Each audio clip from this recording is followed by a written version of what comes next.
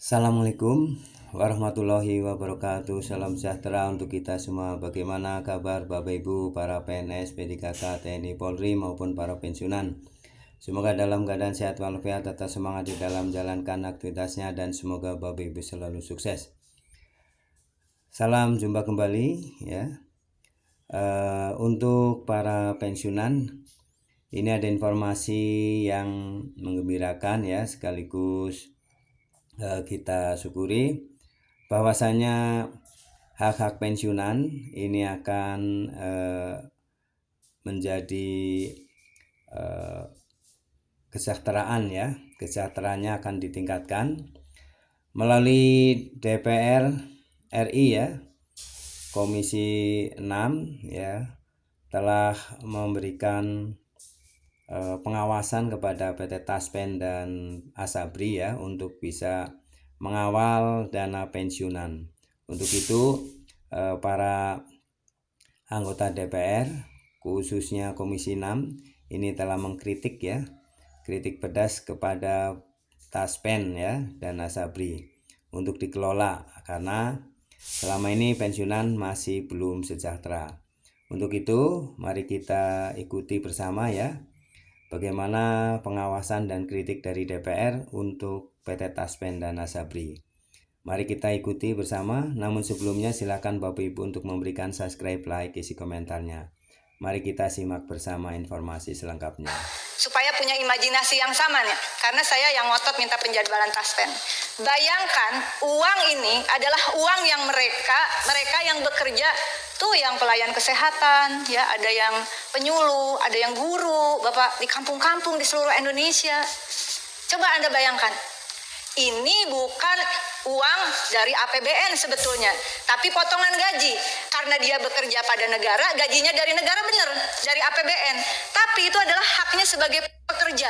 Asuransi pada umumnya begitu ya.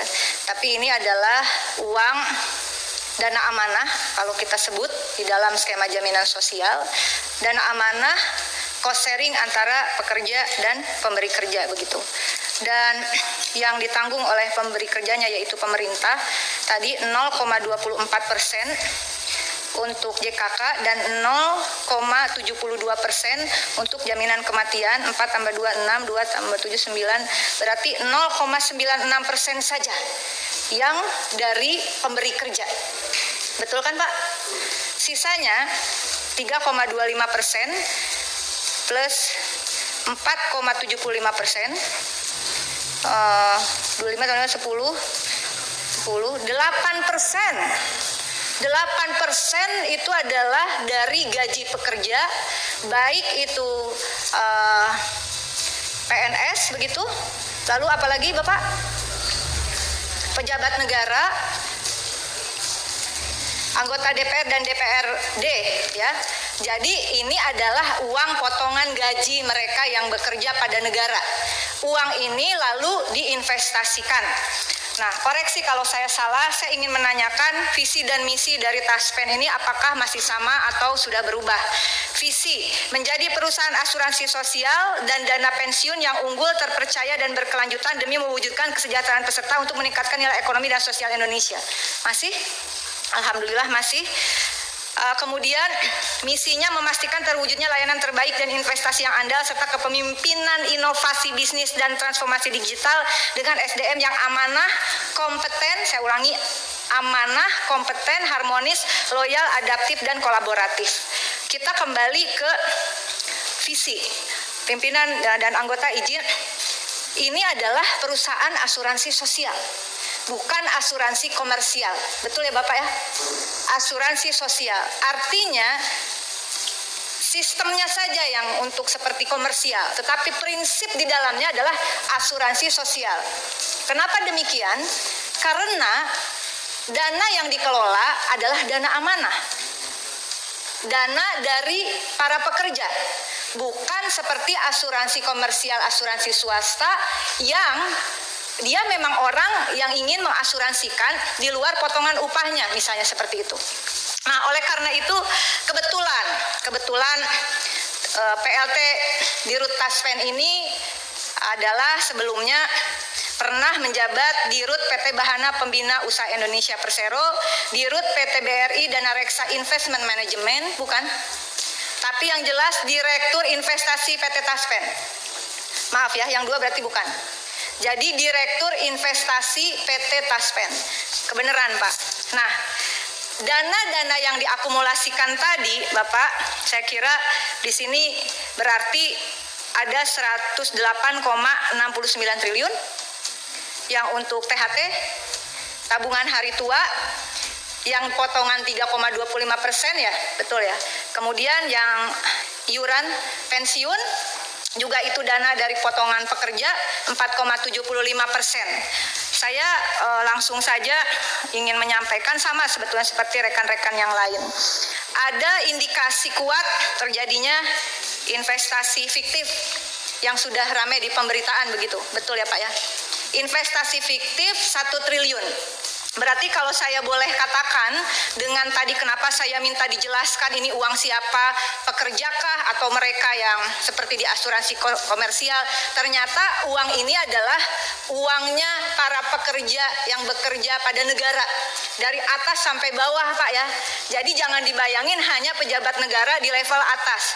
Totalnya berapa sekarang? 3, berapa juta Pak? Total 7,6 juta 11.277 dari atas sampai bawah. Potongan gaji orang yang bekerja, saya ulangi lagi Pak ya. Potongan gaji orang yang bekerja sampai level bawah. Jangan ngebayangin yang jabatan-jabatannya menengah ke atas yang gajinya gede. Bayangkan Bapak, supaya punya imajinasi yang sama nih. Karena saya yang ngotot minta penjadwalan Taspen. Bayangkan uang ini adalah uang yang mereka yang bekerja tuh, yang pelayan kesehatan, ya, ada yang penyuluh, ada yang guru, Bapak, di kampung-kampung di seluruh Indonesia. Coba Anda bayangkan. Ini bukan uang dari APBN sebetulnya, tapi potongan gaji. Karena dia bekerja pada negara, gajinya dari negara benar, dari APBN. Tapi itu adalah haknya sebagai pekerja. Yang ingin saya tanyakan, dan kebetulan Anda sebelumnya adalah Direktur Investasi PT Taspen. Jelaskan kepada kami bagaimana skema dan proses persetujuan investasi di PT Taspen. Bapak ini jangan kayak nggak ngerti ya soal tadi pembagian persentase, atau memang tidak mengerti. Bukan yang tadi misalnya ini dari potongan upas, memang tidak tahu. Harusnya tahu supaya kita feel-nya tuh sama. Oh, ini duit orang yang kerja di pelosok-pelosok di seluruh Indonesia, total 7,6 juta tadi. Bagaimana fungsi manajemen resikonya? Jadi yang pertama, bagaimana proses persetujuan investasi di Taspen? Di mana posisi komite investasi Taspen? Bagaimana prosedur pengangkatan pimpinan dan anggota? Apa ada komite investasi Taspen? Ada kan? Bagaimana mekanisme seseorang bisa ditetapkan sebagai komite investasi Taspen?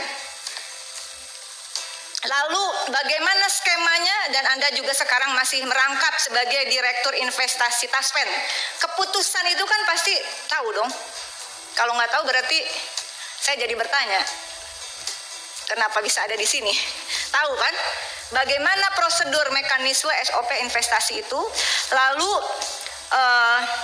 karena ini sudah jadi pemberitaan, saudara-saudara, jadi uang potongan gaji tadi terindikasi kuat ada investasi fiktif sekitar kurang lebih 1 triliun. Betul ya? Meskipun sekretaris perusahaan pada 3 September 2023, Corporate Secretary Mardiani Pasaribu masih udah pensiun. Dia mengatakan tidak ada apa-apa. Tapi kemudian ada indikasi investasi fiktif 1 triliun. Nah, kan orang investasi nih, direkturnya. Apa sih yang dimaksud investasi fiktif? Tolong dong jelasin Pak, paling tidak kepada kami di sini begitu. Nah, dari penelusuran berita yang sudah dilansir oleh media-media yang kredibel, saya kira rekanan Taspen dalam investasi fiktif ini adalah PT Insight Investment Management. Bagaimana prosedur Anda bisa memutuskan, menyetujui sebagai direktur investasi Apakah tidak melalui persetujuan Direktur Investasi atau tanpa sepengetahuan Direktur Investasi ke PT Insight Investment Management, dan PT Insight Investment Management ini kemana investasinya?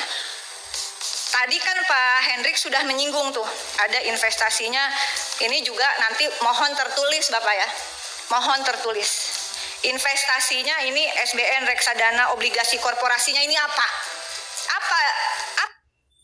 Nah, demikian ya Bapak Ibu, bagaimana wakil rakyat ya anggota DPR RI Komisi 6 ini telah mengawal dan mengkritik ya, mengawasi bagaimana investasi dari dana pensiun yang dipotong ya, baik dari pekerja ya golongan rendah sampai pejabat ya.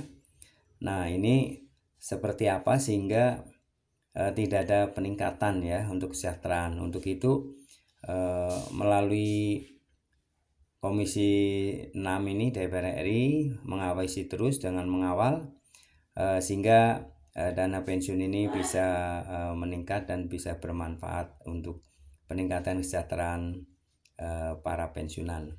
Nah, untuk itu kita tunggu ya, dan kita doakan semoga ini bisa lancar. Terima kasih telah mengikuti video ini, semoga bermanfaat. Jangan lupa subscribe, like, isi komentarnya. Assalamualaikum warahmatullahi wabarakatuh.